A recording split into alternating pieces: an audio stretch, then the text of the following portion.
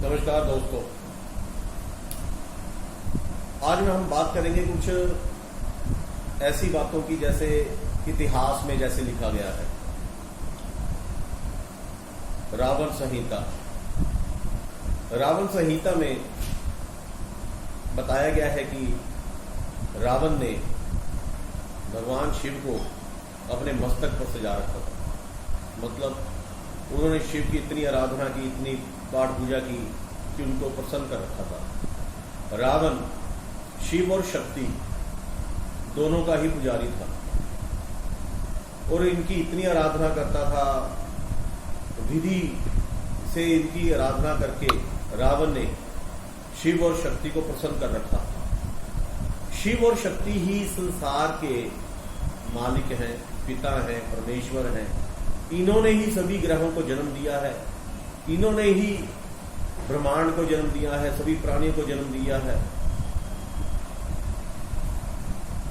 तो रावण इस रहस्य को जान चुका था कि इस संसार में शिव और शक्ति की आराधना करने से हर प्रकार की शक्तियां प्राप्त कर सकते हैं।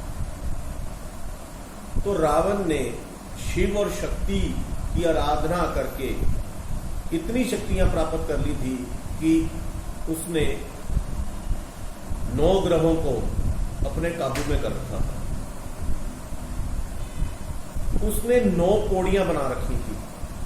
जब वो अपने सिंहासन पर बैठता था तो वो 9 पौड़ियां जो थी वो 9 ग्रह थे और उसका 10वां सिंहासन था जिस पर बैठता था। वो 10 नंबर को अपना लकी नंबर समझता था। उसने 9 ग्रहों को ऐसे काबू कर रखा था कि उसके ऊपर दुष्प्रभाव डाल ही नहीं पा रहे थे वो।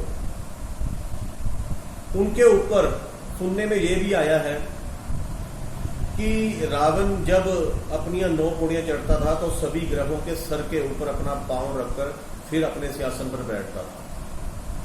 वो पांव रखने की उसकी इतनी शक्ति इसलिए थी क्योंकि उसके मस्तक पर शिव थे।